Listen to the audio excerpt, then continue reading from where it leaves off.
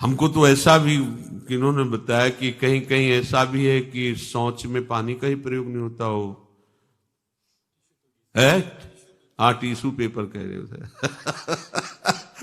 विचार करो यार, मतलब कहां पहुंच रहा है हमारा। वो कहते वीआईपी लोग हैं, वाह है ये वीआईपी लोग। अरे बिना जल के कैसे प्रक्षालन हो जाएगा, कैसे आप पवित्र कैसे। पर पवित्र होना किसको चाहिए, वो तो पशुवत आचरण है। रसोई अभी बनकर तैयार नहीं हुई, ऐसे सो खड़े खड़े वही रसोई, क्या पछता है।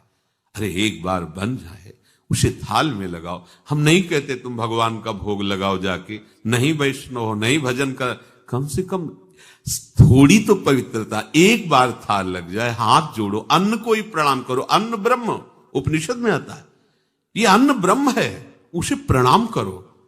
वह हमारे जीवन को पुष्ट करता है, हमें भगवत भाव। हाथ जोड़कर कहां हाथ जोड़े, वो तो जूता पहने वैसे ही सब, कोई खड़े खड़े खा रहा है, कोई मतलब ये हो क्या रहा है।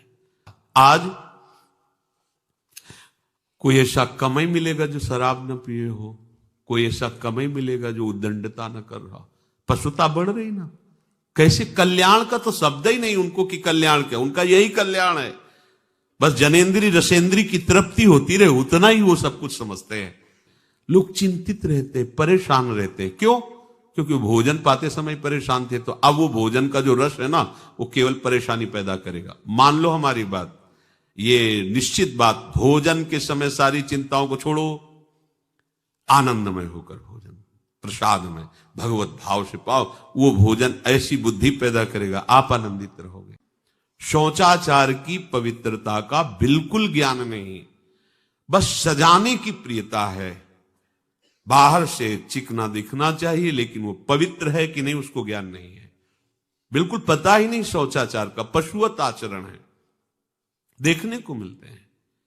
खड़े खड़े लघु शंका कर रहे हैं, मुंह में बीड़ी ऐसे, वही जनेन्द्री को छुआ ऐसे कर, ना हाथ धोना, ना आचमन करना, ना पैर धोना, बिल्कुल पशुता का आचरण है। भला पवित्र शरीर है तो मन तुम्हारा पवित्र कैसे हो सकता है। और एक रंग चढ़ा है नए समय में, जूता मोजा पहनकर भोजन पा रहे हैं, देखो कैसी। अरे साधारण आदमी जिसको कोई शास्त्र से मतलब नहीं, किसान आदमी जो बैठ हाथ पैर धो करके पीढ़ा पे बैठ करके भोजन पाने जाए, इतनी पवित्रता तो हमने गांव में देखी है। बिल्कुल शास्त्र नहीं जानते, कुछ नहीं, पर भोजन पाना है तो हाथ पैर धोए और लकड़ी के पीढ़ा में बैठ के और जय भगवान हाथ जोड़ करके जमीन पर बैठ के भोजन पाए। आज चाहे वो चमड़े का जूता हो, चाहे ध्यान रखना, चमड़े की बेल्ट पहनने वाला और चमड़े के जूता पहनने वाले को गौ हत्या का पाप लगता है।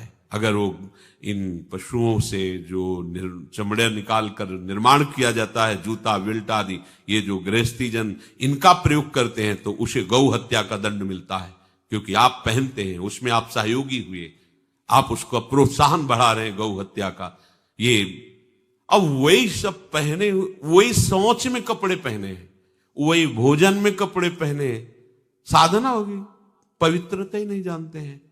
लघु शंका करने के बाद यदि आपने जनेन्द्री का प्रक्षालन नहीं किया, हाथ नहीं धोया, चरण नहीं धोए, आचमन नहीं किया, तो आप तो अपवित्र हैं।